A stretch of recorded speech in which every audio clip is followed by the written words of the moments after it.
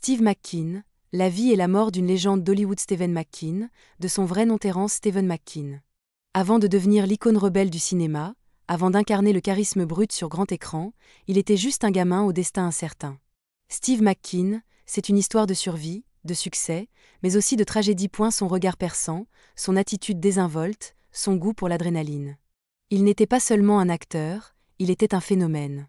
Mais derrière cette image de dur à cuire se cachait une vie tourmentée. Qui était vraiment Steve McKean?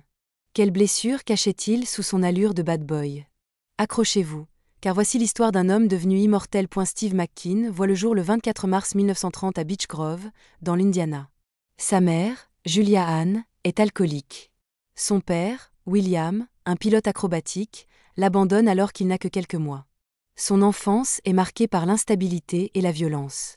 Placé chez son oncle en raison de la négligence maternelle, il trouve un semblant de réconfort dans une ferme du Missouri. Mais cette accalmie est de courte durée. Sa mère le reprend et enchaîne les relations toxiques. Steve est battu par ses beaux-pères et livré à lui-même. Dès son adolescence, il tombe dans la délinquance. Il fugue, traîne avec des gangs et se retrouve même dans un centre de redressement, la California Junior Boys Republic. Ce sera un tournant majeur dans sa vie. Après plusieurs petits boulots, il s'engage dans les marines en 1947. La discipline militaire lui inculque un certain sens du devoir, mais son tempérament rebelle ne disparaît pas. Il est mis aux arrêts à plusieurs reprises, mais finit par s'en sortir avec les honneurs. À son retour, il tente sa chance dans divers métiers jusqu'à ce qu'il découvre le théâtre. C'est une révélation. Il intègre l'Actors Studio de New York et apprend aux côtés des plus grands. Sa présence à l'écran est magnétique. Steve McKean est prêt à conquérir Hollywood. Les années 50 marquent ses débuts à la télévision et au cinéma. Mais c'est en 1958, avec la série Au nom de la loi, qu'il devient une star du petit écran. Puis, Hollywood lui ouvre grand ses portes avec Les 7 mercenaires, 1960. Ensuite viennent les rôles mythiques. La Grande Évasion, 1963, où son saut en moto devient une scène culte, L'affaire Thomas Crown, 1968, Le Mans, 1971. McKean est au sommet. Il est l'homme le mieux payé de Hollywood, un sex symbole, une superstar dont l'aura dépasse le cinéma. Mais la célébrité a son prix. Il collectionne les excès, alcool, drogue, femmes. Son amour pour la vitesse est légendaire. Voiture, moto, il participe même à des courses professionnelles.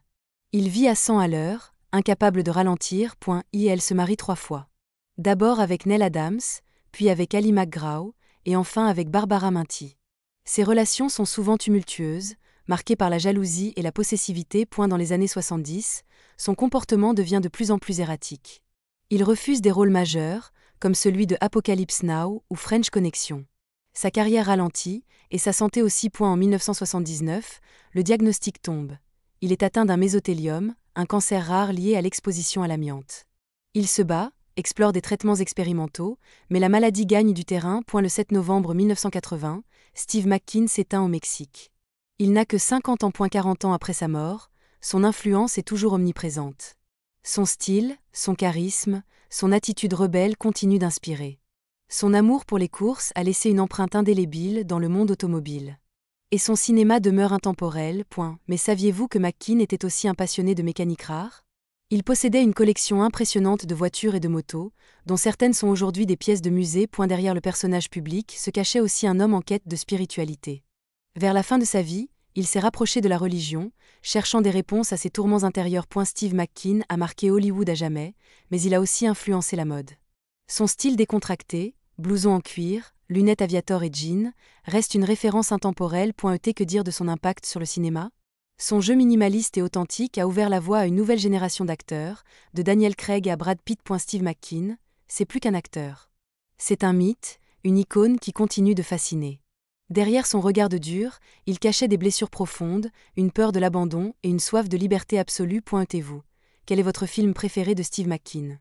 Dites-le nous en commentaire et n'oubliez pas de liker et de vous abonner pour d'autres histoires incroyables.